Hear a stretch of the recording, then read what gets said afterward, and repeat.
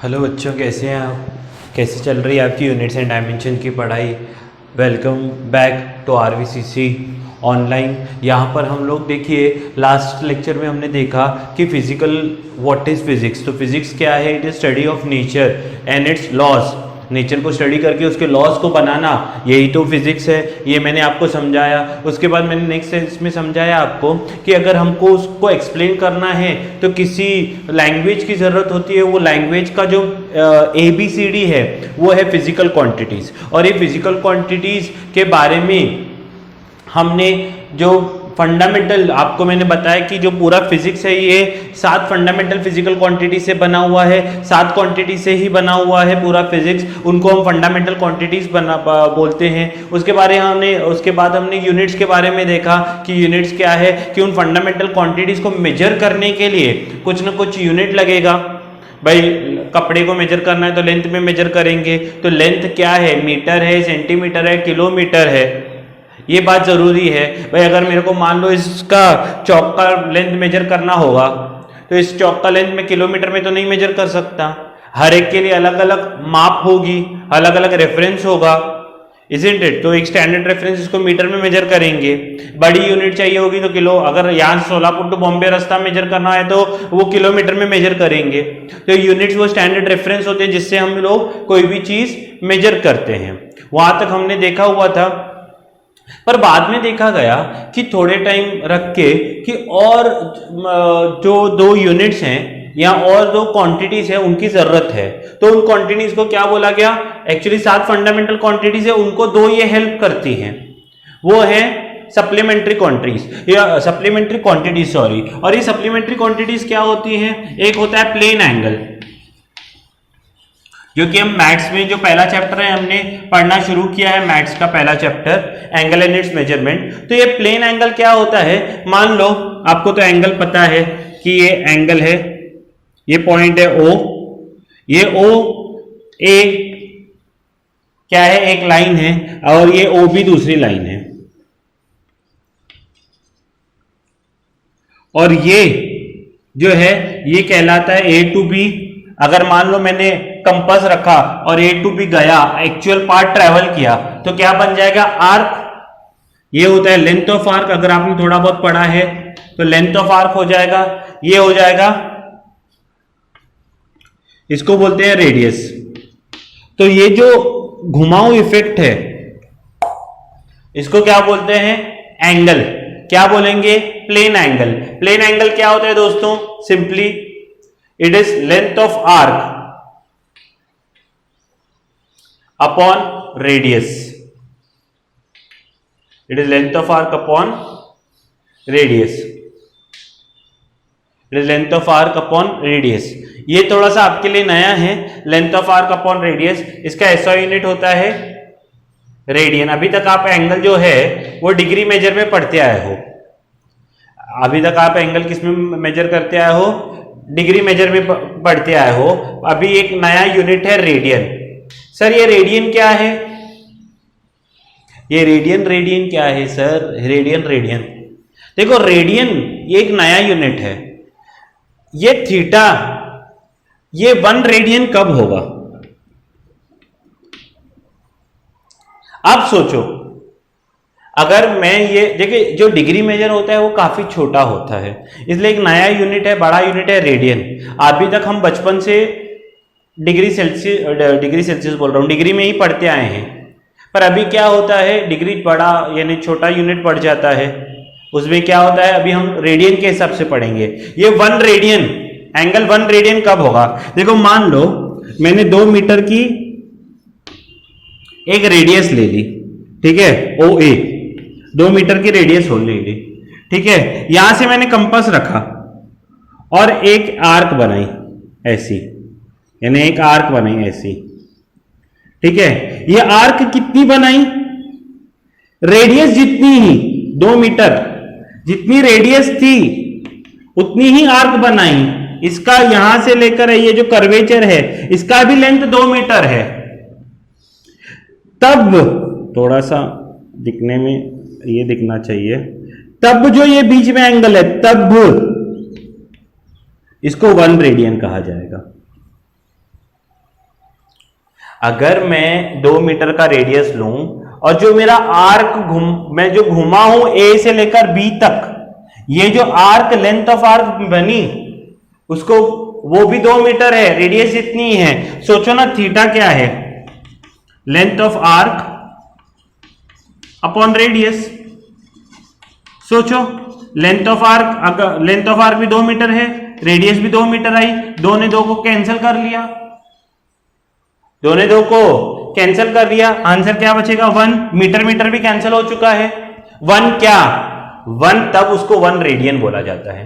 देखिए ये डिक्लेयर किया हुआ है, ठीक है। अभी योगी आदित्यनाथ क्या करता है, हेलो आज से इसका नाम ये, चलो उसने डिक्लेयर किया, ठीक है, आदेश बन गया, पूरे सबको मानना है, बरोबर है ना। पहले बॉम्बे था, भारत सरकार ने क्या बोला, आज से बॉम्बे नहीं, आज से मुंबई करेंगे, इसको मुंबई बोलो आज से, सबने मुंबई बोलना शुरू कर दिया। समझ में आ रहा है।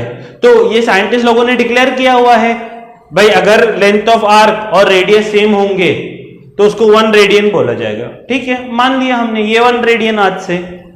समझ में आ रहा है। तो थीटा क्या होता है, length of arc upon radius. तो 1 रेडियन क्या होता है, 1 radian is a angle when length of arc and radius is equal. When length of arc and radius is equal, it is known as 1 radian. तो ये बहुत ही important है।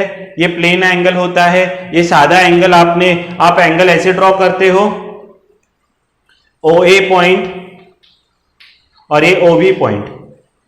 असलियत में जब ए से बी तक जाते हैं, ए से बी तक जाते हैं, ये ओ ए क्या करता है, ओ ए ही बाद में ओ बी बन जाता है, ठीक है। तो इसके बीच में जो ये आर्क बनता है, ठीक है, वही आर्क एक्चुअली हम इधर छोटा बनाते हैं जिसको हम थीटा बोलते हैं, ठीक है। ये जो घुमाव इफेक्ट है, ये जो घुमा है रे, उसको एंगल बोला जाता है। प्लेन एंगल के बारे में कुछ नया आज हमने सीखा है, मींस मेनली यूनिट सीखा है जिसको हम रेडियन बोलते हैं। ऐसा यूनिट क्या है इसका, रेडियन। सर दूसरा फिजिकल क्वांटिटी कौन सी है, ये स्क्रीन पॉज करके लिख लो, मैं इरेज कर रहा हूं पर आपने स्क्रीन पॉज करके लिखना है, नोट्स बनाते जाने हैं अच्छी तरह से। ऐसा नहीं कि बाद में हमारे पास नोट्स ही नहीं है, पढ़ेंगे कहां से।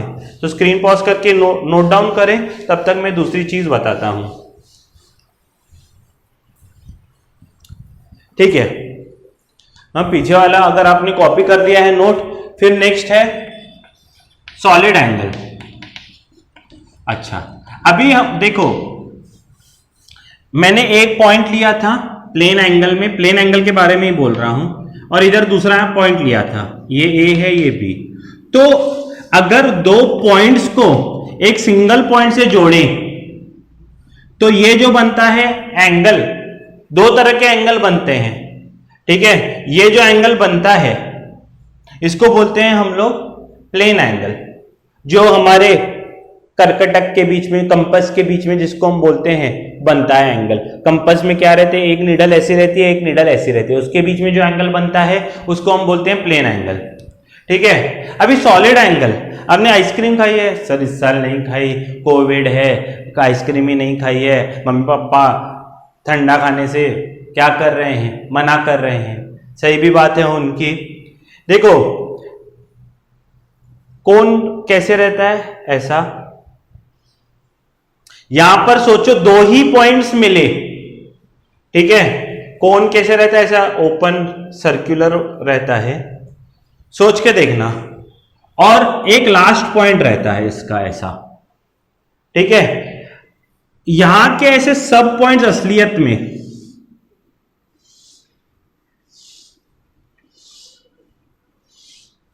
इसके साथ जुड़ते हैं, पूरे सरफेस के पॉइंट्स उसके साथ जुड़ते हैं। तो यहां पर ऐसा 3D एंगल बनता है, ये 2D एंगल बोलते हैं, 2 डायमेंशन में, ठीक है। मैं ये बड़ी बड़ी लैंग्वेज अभी यूज नहीं करना चाहता हूं, पर आप देखिए बीच में ऐसा, ये एंगल और ये एंगल अलग है, ये एंगल सिर्फ इतना ऐसे घुमाऊ इफेक्ट है, पर ये एंगल कैसे बन रहा है, ऐसा पूरा, नहीं समझ में आ रहा है। हाँ, ये एंगल कैसे, अगर ऐसे को रहता है तो पूरा ऐसे, उस एंगल को आप कोशिश करोगे तो यहां पर है पूरा ऐसा जो रहेगा एक 3D एंगल बनेगा पूरा। It is a combination of many such angles. ये कैसा हुआ क्या हुआ वो बाद में देखेंगे। और ये जो सॉलिड एंगल जैसे वो एंगल रहता है length of arc upon radius, ये रहता है सॉलिड एंगल रहता है एरिया, इसको ओमेगा से डिनोट करते हैं। ओमेगा जैसे उसको थीटा से डिनोट करते हैं, इसको ओमेगा देते हैं हम लोग। ये ओमेगा थोड़ा डब्ल्यू जैसे ऐसे रहता है, ग्रीक लेटर है, ये रहता है एरिया अपॉन आर स्क्वायर। इसको स्ट्री रेडियन से, इसका यूनिट क्या है स्ट्री रेडियन। मैं इसके बारे में नहीं बता रहा हूं, ये हमारे एक ही चैप्टर के एक पॉइंट पे बाद में कभी तो काम में आने वाला है। इतना इसका हमारा यूज नहीं है, दोनों का यूज नहीं है हमको इतना डीप में। एंगल का है, सॉरी इसका सॉलिड एंगल का इतना यूज है ही नहीं हमको। ये देखिए आज क्या है, हम जो यूनिट्स एंड डायमेंशन पढ़ रहे हैं फिजिक्स में एंटर हुए हैं, ठीक है। ये मैंने क्या बोला, ये जो फंडामेंटल क्वांटिटीज थी 7 और ये दोनों प्लेन एंगल और सॉलिड एंगल मिला के पूरा फिजिक्स बनाएंगे यहां से पीएचडी तक। तो बाद में जैसे जैसे स्टेप बाय स्टेप आगे बढ़ते जाएंगे, अलग अलग ये यूनिट्स मिलके चीजें हाई लेवल की करते जाएंगे। तो हम ये नहीं पढ़ेंगे आज, मींस आज क्या पूरे 12th में एक ही जगह काम में आता है, एक या दो जगह प्रोजेक्टेड एरिया वगैरह ढूंढने में। तब हम जो होगा तब इसके बारे में डिटेल में डिस्कशन करेंगे। ये कैसा ट्रेलर है, आप ट्रेलर देखते हैं ना, हाँ अच्छा, हाँ ये सूर्यवंशी का ट्रेलर है, इसमें कौन है, अच्छा आ रही है पुलिस। हाँ कितनी मेरी दिल थी सूर्यवंशी पिक्चर देखने की, लॉकडाउन की वजह से देखा ही नहीं। तुमने भी क्या किया होगा बोर्ड एग्जाम के बाद भाई सूर्यवंशी पे, इधर बोर्ड एग्जाम हुआ नहीं कि सीधा सूर्यवंशी सीट पर ही, स्कूल से जंप देने वाले थे, है क्या नहीं, थिएटर के अंदर। ठीक है, अच्छी बात है। बीच में एंटरटेनमेंट में थोड़ा सा मैं बोल रहा हूँ, एंटरटेनमेंट ही नहीं पर थोड़ा सा ज़रूरी है। तो आ रही है पुलिस, हम देख रहे हैं उसमें कौन है, अच्छा इसमें अक्षय कुमार है क्या, वाह वाह वाह वाह, फेवरेट हीरो है हमारा अक्षय कुमार, तेरी मिट्टी में मिल जाऊँ। उसके बाद कौन है, अच्छा सिंघम, हाँ उसके बाद हाँ रणवीर सिंह, कटरीना कैफ। पहले ट्रेलर आता है ना, यही चीज़ें होने वाली हैं, बरोबर है ना। ये ट्रेलर है, तो उस तरह ये क्या है यूनिट्स एंड डायमेंशन। फिर उसमें ट्रेलर में क्या होता है, कुछ गाने वगैरह भी दिखाते हैं, पर क्या होता है कहीं तो एंड में जाकर वो गाना लास्ट में दिखाते हैं। जरूरी है क्या उस गाने का पूरा यूज हो ही नहीं। तो ये क्या है, वो दिखाते हैं भाई ये चीजें हैं, सॉलिड एंगल भी आपको दिखाया गया, इसका यूज कहीं तो लास्ट में हमको करना है। देखते हो ना, कोई तो पिक्चरों में सॉन्ग्स रहते हैं जो बहुत फेमस हिट होते हैं, पूरा पिक्चर हम देखते हैं, कभी ये गाना आएगा, हाँ तम्मा तम्मा गाना आएगा, आ रहा ही नहीं, अरे कहाँ है गाना, तो आखिरी में है, अरे बाप रे ऐसा कैसा। तो ये भी क्या है, ये एक पिक्चर है, उसमें ट्रेलर में सब आपको दिखाया जाएगा, अच्छा ये आता है फिजिक्स में, ये आता है, यानी आपके दिमाग में रहना चाहिए कि अच्छा ये भी कुछ चीज है। समझ में आ रहा है। तो ये सॉलिड एंगल के बारे में आप बस इतना इंफॉर्मेटिव बात लिख लीजिए, फिर हम लोग आगे बढ़ते हैं।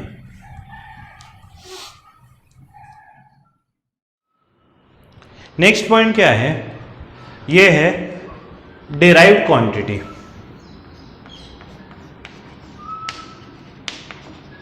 Derived quantities are quantities that are dependent on, मैंने कल भी बताया था, that are dependent on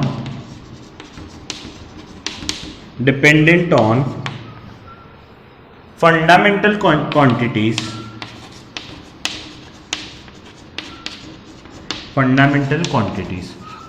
that are dependent on fundamental quantities. हमने 7 फंडामेंटल क्वांटिटीज पढ़ी, कौन कौन सी पढ़ी, length, mass, temperature, electric current, luminous intensity, amount of matter, isn't it, ये क्या पढ़ी हमने सातों, कुछ मिस कर दिया है क्या मैंने? लेंथ, मास, टाइम शायद मिस कर दिया। तो ये 7 फंडामेंटल क्वांटिटीज पढ़ी। तो बाकी की सब क्वांटिटीज इन सातों को छोड़ के और 2 सप्लीमेंट्री छोड़ के इनके ऊपर डिपेंड करती हैं। तो बाकी सब क्वांटिटीज कौन सी हो गई? डिराइव्ड क्वांटिटीज हो गई। जैसे मान लो एरिया है, एरिया क्या होता है? लेंथ इंटू ब्रेथ होता है।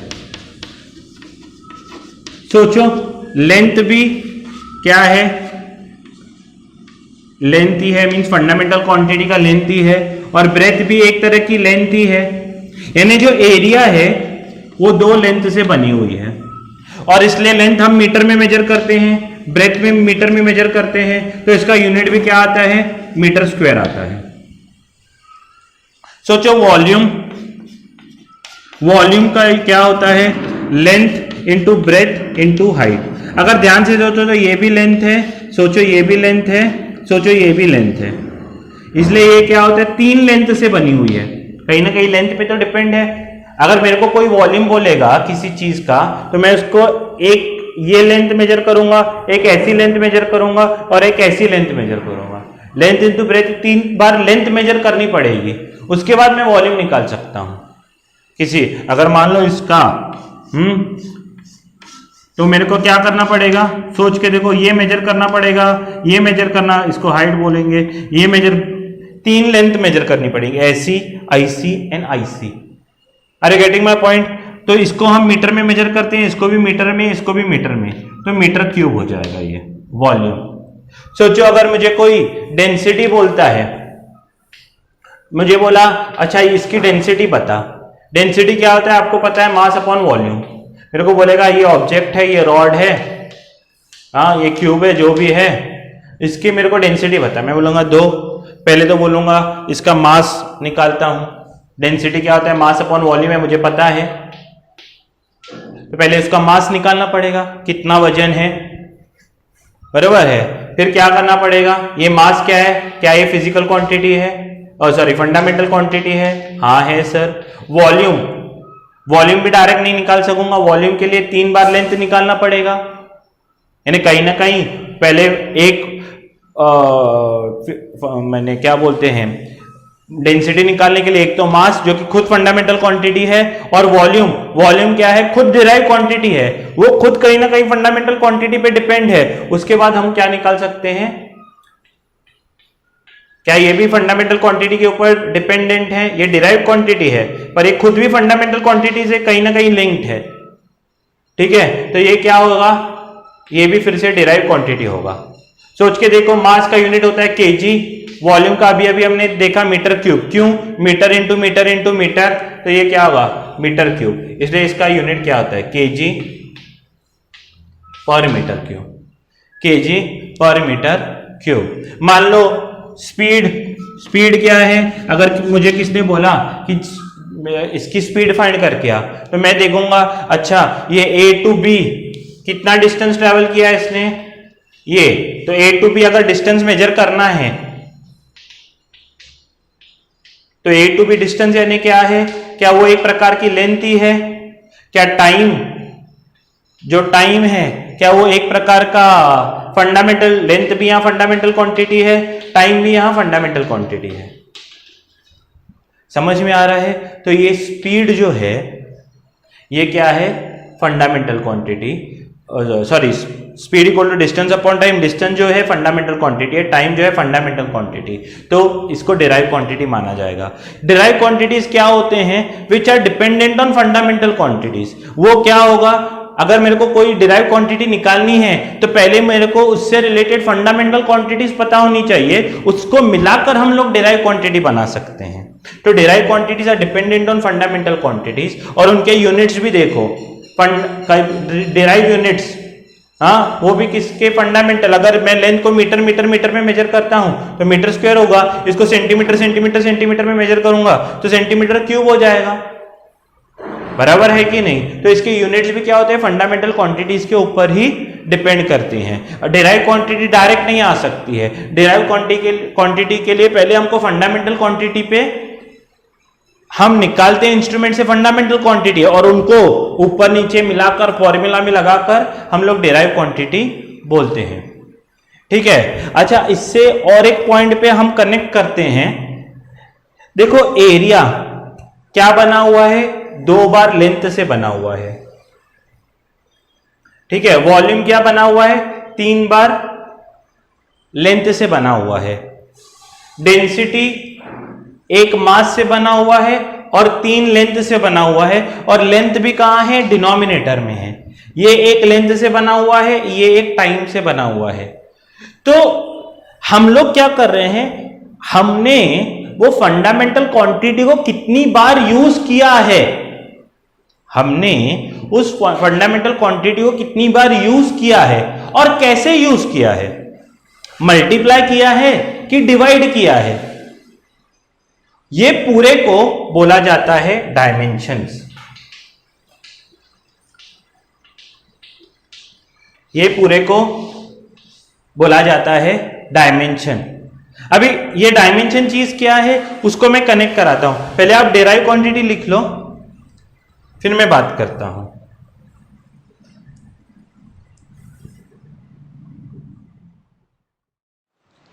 डायमेंशंस क्या है, the power to which fundamental quantity are raised to get a derive quantity. यानी किस तरह से हम लोग फंडामेंटल क्वांटिटी को क्या करते हैं, यूज करते हैं डिराइव क्वांटिटी। देखिए डिराइव क्वांटिटी फंडामेंटल क्वांटिटी से बनी हुई है, पर इतने सारे डिराइव क्वांटिटीज हैं, कैसे बने वो तो पता होना चाहिए।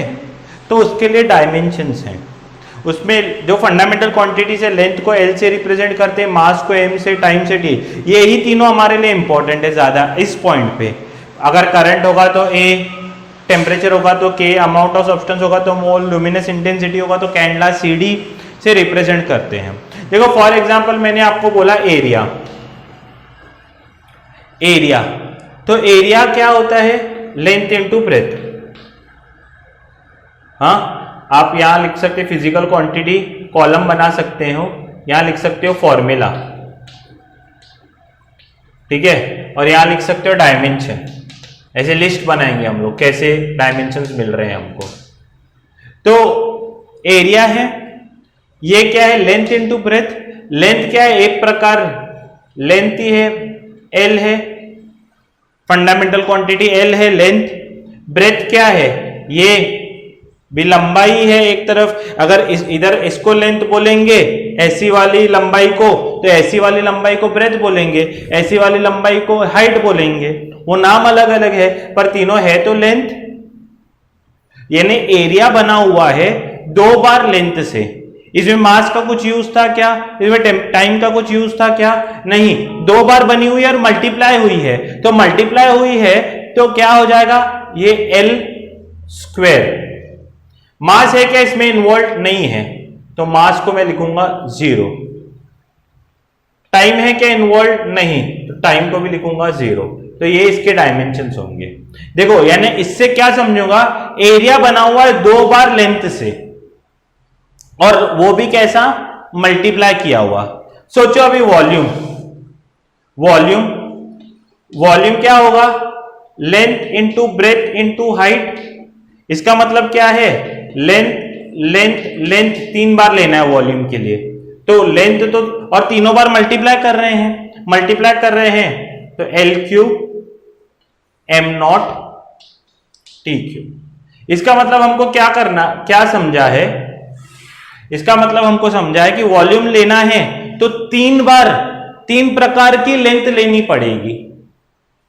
3 प्रकार की क्या लेनी पड़ेगी, लेंथ। उसके बाद नेक्स्ट है डेंसिटी। डेंसिटी क्या होता है, मास अपॉन वॉल्यूम। सोच के देखो, मास को रिप्रेजेंट करते हैं एम से, वॉल्यूम को रिप्रेजेंट करते हैं एल क्यूब, पर अभी वॉल्यूम से डिवाइड कर रहे हैं। यानी अभी ये जो डेंसिटी है इसमें एक क्वांटिटी ऊपर है यानी मल्टीप्लाई में है, और नीचे है यानी डिवाइड में है, बरोबर है ना। तो अगर नीचे वाली है, आपको पता है पावर, ये m कुछ नहीं यानी m1 है, तो अगर कोई क्वांटिटी नीचे है तो उसको ऊपर लाएंगे तो पावर क्या हो जाता है, नेगेटिव, सही है ना। अगर 1/a⁻² है तो ऊपर आके a⁻² लिखूंगा, इसका मतलब क्या है, ये 1/2 है। कोई भी क्वांटिटी अगर नीचे रहती है तो उसका पावर जब उसको ऊपर लेके आते हैं तो नेगेटिव हो जाता है। तो ये L3 को ऊपर लेके आऊंगा तो ये L⁻³ हो जाएगा, m1 हो जाएगा T0। यानी इसका मतलब क्या है, ये जो डेंसिटी फिजिकल क्वांटिटी है ये क्या है, ये 3 बार लेंथ से तो बनी हुई है, पर माइनस क्या रिप्रेजेंट करता है कि यहां पर लेंथ जो है वो 3 बार तो है पर डिनोमिनेटर में है, मास है एक बार, कहां है, न्यूमरेटर में, मल्टीप्लाई में है। तो इस तरह से ये फिजिकल क्वांटिटी को बनाना पड़ेगा कि मास को मल्टीप्लाई करना पड़ेगा और डेंसिटी को वॉल्यूम से डिवाइड करना पड़ेगा। समझ में आ रहा है, कैसे भी आप समझ सकते हो। यानी ये बना हुआ तो मास और ये लेंथ वाली फिजिकल क्वांटिटी से, पर कैसे, इसमें 3 बार लेंथ लिया है, कहां, डिनोमिनेटर में, माइनस साइन डिनोमिनेटर में को रिप्रेजेंट करती है, और एक बार मास लिया है, कहां, न्यूमरेटर में। समझ में आ रहा है। उसके बाद नेक्स्ट देखो, मैं बोलता हूं स्पीड। स्पीड क्या होता है, स्पीड या वेलोसिटी भी सेम ही होता है। स्पीड होता है डिस्टेंस अपॉन टाइम, वेलोसिटी होता है डिस्प्लेसमेंट अपॉन टाइम। ठीक है, हालांकि डिस्टेंस और डिस्प्लेसमेंट में क्या फर्क है वो नेक्स्ट चैप्टर में हम लोग पढ़ेंगे। देखो यहां पर अभी आप लोग मुझे बताओ डिस्प्लेसमेंट क्या है। अगर मेरे को सोलापुर टू बॉम्बे या सोलापुर टू मुंबई या यहां से सात रास्ता से स्टेशन गया तो वो डिस्टेंस हो गया। तो सात रास्ता से स्टेशन गया तो वो डिस्टेंस यानी क्या, एक तरह की लंबाई ही है, यानी लेंथ ही है, यानी लेंथ ऊपर होगा और टाइम नीचे होगा। तो कहने का मतलब ये जो स्पीड और वेलोसिटी है ये 2 तरह की फंडामेंटल क्वांटिटी से बनी हुई है, एक है लेंथ एक है टाइम। दोनों एक एक बार ली है इसलिए पावर कुछ नहीं यानी 1 रहता है, यानी एक बार लेंथ आया है और एक बार टाइम आया है। पर मास क्या है, एक लिखने का तरीका है कि LMT से ही रिप्रेजेंट करते हैं। तो लेंथ एक बार लेंगे, टाइम एक बार, हाँ अच्छा ये टाइम सॉरी -1 होगा ना क्योंकि डिनोमिनेटर में है, -1 L1 m0 T⁻⁻1। समझ में आ रहा है, समझा। अभी क्या होती है, कुछ फंडामेंटल क्वांटिटीज जो डिराइव्ड क्वांटिटीज होती हैं वो डिराइव्ड क्वांटिटीज के भी, जैसे अभी मान लो यहां पर वॉल्यूम क्या, डिस्प्लेसमेंट डेंसिटी क्या था, मास अपॉन वॉल्यूम। मास तो फिजिकल यानी फंडामेंटल क्वांटिटी था, वॉल्यूम ऑलरेडी डिराइव क्वांटिटी था, यानी डेंसिटी किसके ऊपर डिपेंड कर रहा है, फंडामेंटल क्वांटिटी और डिराइव क्वांटिटी, यानी डिराइव का सेकेंड डिराइव पे डिपेंड कर रहा है। सेकेंड इस पे सेकेंड स्टेप है, यानी अगर डेंसिटी निकालना होगा तो मास एक फंडामेंटल क्वांटिटी चाहिए, वॉल्यूम जो कि डिराइव क्वांटिटी है उसके लिए उसके फंडामेंटल। तो ये कैसा है, वो डायरेक्ट रिलेशन है। तो कई बार हम लोग क्या करते हैं, यहां पर वॉल्यूम हमने क्या किया, डायरेक्ट इसका मैंने L3 आपको बता दिया ऊपर से लेकर। अभी जैसे एक्सेलरेशन है, एक्सेलरेशन क्या होता है, चेंज इन वेलोसिटी, आपको पता होगा, change in velocity upon time. या तो change in velocity upon time का मतलब क्या है, यानी ऊपर वेलोसिटी आएगा और नीचे टाइम आएगा। वेलोसिटी खुद क्या होता है, डिस्टेंस अपॉन टाइम, ये वेलोसिटी है, डिस्टेंस अपॉन टाइम, और ये वाला जो टाइम है वो एज इट इज नीचे आएगा 1 अपॉन टाइम के रूप में। आई होप स्क्रीन में ये सब कुछ अच्छी तरह से आ रहा है। ठीक है, देखता हूं मैं, नहीं तो एक बार क्या होगा आपको क्लियरली, अच्छा आ रहा है। ये जो ऊपर वाला वेलोसिटी है वो as it is displacement upon time है, पर ये जो नीचे वेलोसिटी क्या है, डिस्प्लेसमेंट अपॉन टाइम, और ऑलरेडी ये जो नीचे वाला टाइम है एज इट इज।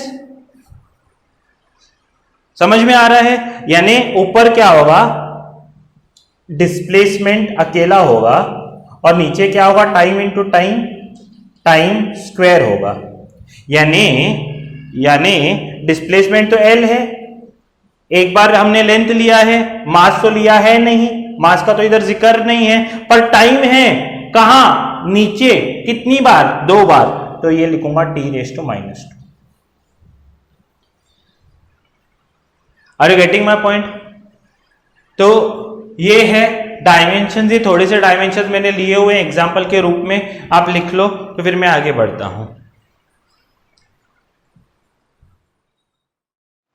देखिए अभी हमने एक्सेलरेशन लिया, एक्सेलरेशन को मैंने क्या किया, लिखा velocity, change in velocity upon time. फिर वेलोसिटी को और ब्रेक किया मैंने, डिस्प्लेसमेंट अपॉन टाइम। एक होशियार बच्चा होता है वो क्या करता है, सर हमको वेलोसिटी का तो मतलब पता है, इधर वेलोसिटी के तो डायमेंशंस पता है, तो वेलोसिटी को एज इट इज ऐसे उसके डायमेंशंस ले देता है, L1 m0 t⁻⁻1 न्यूमरेटर में। ठीक है सर, बात और क्यों निकाल, यहाँ बेसिकली हमने वेलोसिटी को फिर से सब्स्टिट्यूट किया और फिर हमने निकाला। तो एक होशियार बच्चा क्या करता, बोलता सर हमको ऑलरेडी वेलोसिटी पता है ना, वो इधर लिख लो, और ये जो टाइम है इसको t1 नीचे लिख लो। ये t1 जब ऊपर गया वो बनेगा L1 m0 t⁻²। मैंने सीधा इसके डायमेंशन यूज करके निकाला है, दोनों बार एक्सेलरेशन ही निकाला, L1 m0 t⁻², दोनों सेम ही आएगा। यहां पर मैंने क्या किया था, जो वेलोसिटी है उसको फिर से सब्स्टिट्यूट किया और फिर हमने आंसर निकाला। पर यहां पर मैंने डायरेक्ट क्या किया, डायमेंशन यूज करके निकाला है। यानी अगर किसी चीज की डायमेंशन हमको मालूम है तो हम लोग डायरेक्ट यूज कर सकते हैं। हम लोग क्या कर सकते हैं, डायरेक्ट। जैसे मान लो फोर्स है, फोर्स की डायमेंशन मैंने तुमको फाइंड करने के लिए बोली, आप बोलोगे सर फोर्स क्या होता है, मास इनटू एक्सेलरेशन। मास तो फंडामेंटल क्वांटिटी है m, और एक्सेलरेशन को ऑलरेडी हमने ऊपर निकाला है, L1 m0 t⁻²। एक बच्चा ऐसे यूज कर सकता है सीधा। तो यहां पर क्या होगा, सोचो, L1 तो है ही नहीं, m1 है, ये नॉट है, तो मल्टीप्लाई हो रहा है तो ऐड होते हैं पावर्स, और t⁻²। एक एक बच्चा क्या करेगा, डायरेक्ट ऐसे निकालेगा, बोलेगा सर मुझे एक्सेलरेशन पता है, एक्सेलरेशन क्या होता है, डिस्टेंस अपॉन टाइम स्क्वायर होता है।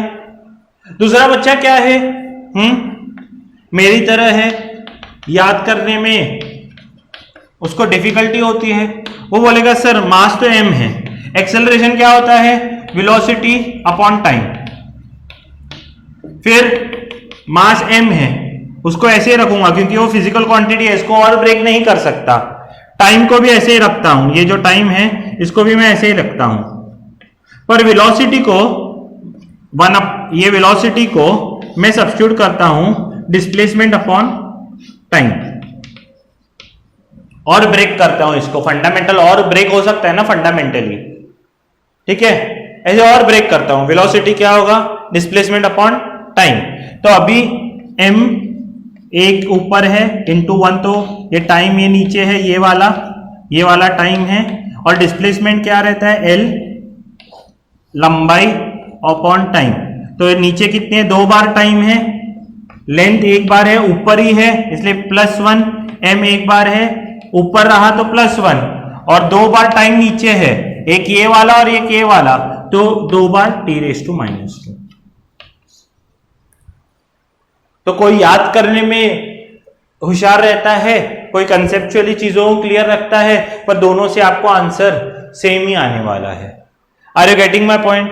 इसके बाद अगर मान लो मैंने प्रेशर पूछा, ये सब आप नोटबुक में लिखते जाना, एक ही बार लिखो, एक्सेलरेशन एक बार लिखो, फोर्स एक बार लिखो। प्रेशर बोला तो प्रेशर क्या होता है, फोर्स अपॉन एरिया, ठीक है। फोर्स पता है, देखो आज क्या है, मैं लिख कर मुझे डायमेंशन याद हो गए हैं, मैं डायरेक्ट निकाल सकता हूं। मास और एक्सेलरेशन है, मास यानी क्या होगा, एक्सेलरेशन यानी L1 यानी t⁻²। मुझे याद है, आपको भी धीरे धीरे करके क्या होते जाएगी, याद होगी। प्रैक्टिस का मतलब है, प्रैक्टिस अगर करोगे तो फोर्स क्या होता है, मास इंटू एक्सेलरेशन, तो L1 t⁻², और m1 होता है ये फोर्स, यही लिखा है मैंने, L1 m1 t⁻², खाली m1 इधर हो गया है। एरिया क्या होता है, L²। एरिया देखिए आपको बचपन से कर करके आपको पता है, एरिया L² होता है। अभी ये +1 है ऊपर, नीचे भी +2 है, नीचे वाला +2 ऊपर आया तो क्या होगा -2, ऊपर ऑलरेडी 1 है